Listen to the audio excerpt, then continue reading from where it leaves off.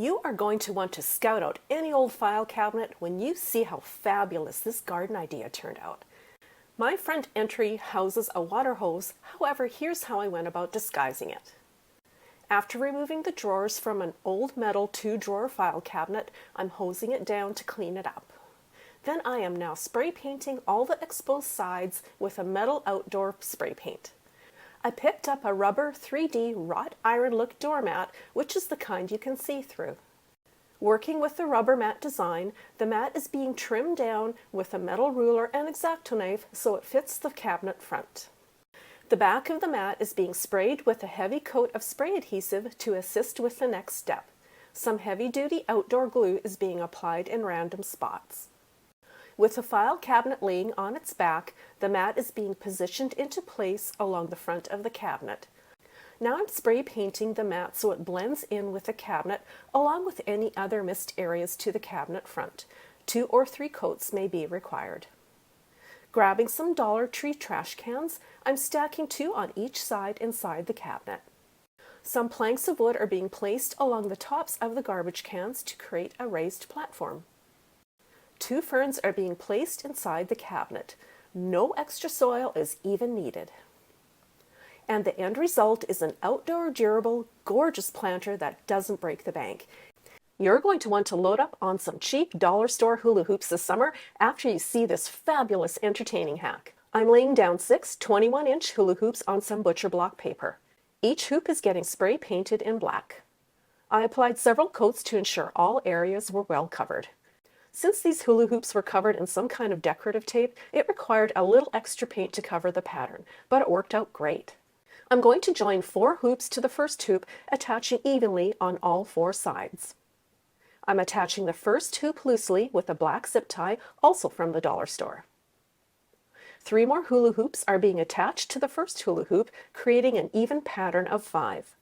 A 6th hula hoop is being placed on top of an exterior hula hoop and attached with a zip tie on its left side only.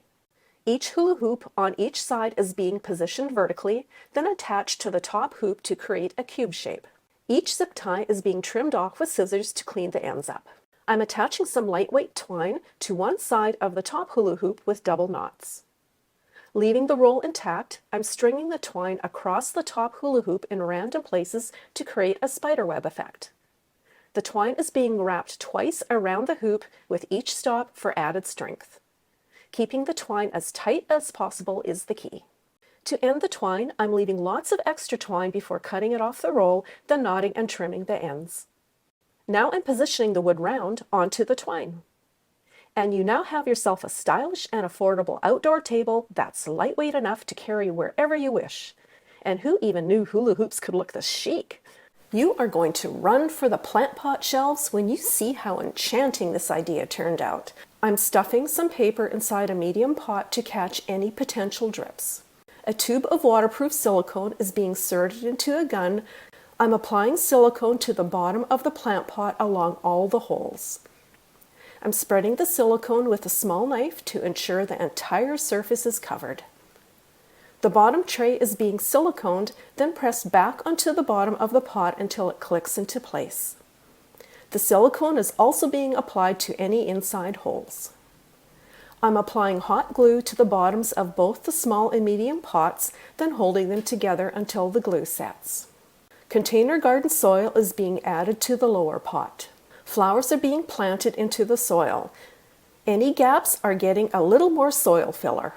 I'm giving the top pot a quick rinse to ensure it's completely free of soil, then tipping it ever so slightly to drain the water. The empty top bucket is getting filled up with water. I'm opening up a solar water fountain, which will be the key element to this feature. I'm attaching included extenders to a solar water fountain, which will help keep the water fountain centered. The fountain extenders are being cut to fit the water-filled flower pot. Then once set inside the water, the sunshine instantly activates the water fountain, creating the easiest water feature for any outdoor sitting area or garden space. There is nothing quite like the sound of trickling water while enjoying your outdoor space. You are going to want to load up on some Dollar Tree fencing and easy care full flowers I'm removing the dirt stakes from 2 plastic fence panels by scoring the plastic with an X-Acto knife, then snapping the pieces off. Putting weight on the board, I'm snapping off the pieces with pliers. Now I'm flipping over the 2 fence panels good side down. I'm joining the 4 corners of the overlapped areas with black zip strips, also from the Dollar Tree. I'm placing the joined panels on top of a 3rd fence panel, taking note how much I'll need to create for a bottom.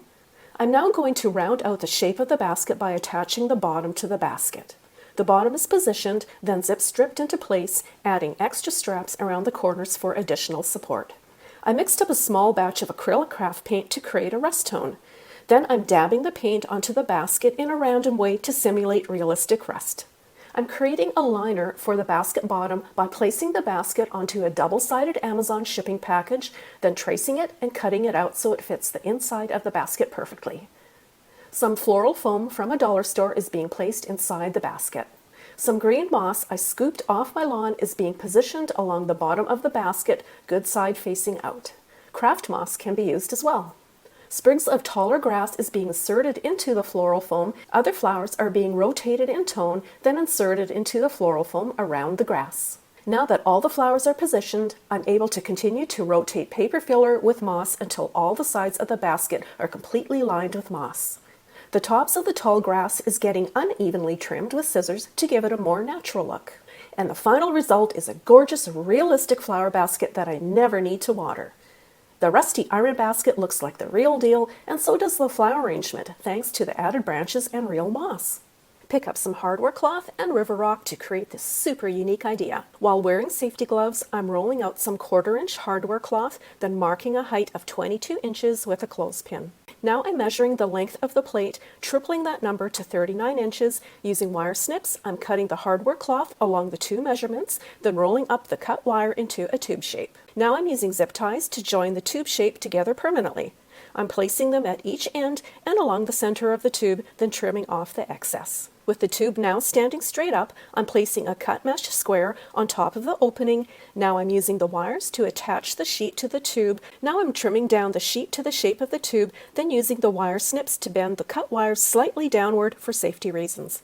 I'm now gathering some clean river rock from a nearby flower bed, choosing the largest rocks I can find. Turning the wire tube open side up, I'm filling it about 1/4 ways up with the rocks to create a substantial base.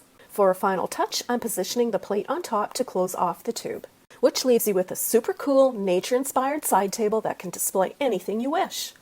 I love the rustic industrial vibe the river rock and wooden plate took on. However, you can also dress it up with white decorative rock, teamed up with a sleek black plate on top. The best part is you get to choose your look. This unique side table is a fun way to bring the outdoors in with your decorating while displaying nature's best. Thanks for watching Home Talk, and see you next time.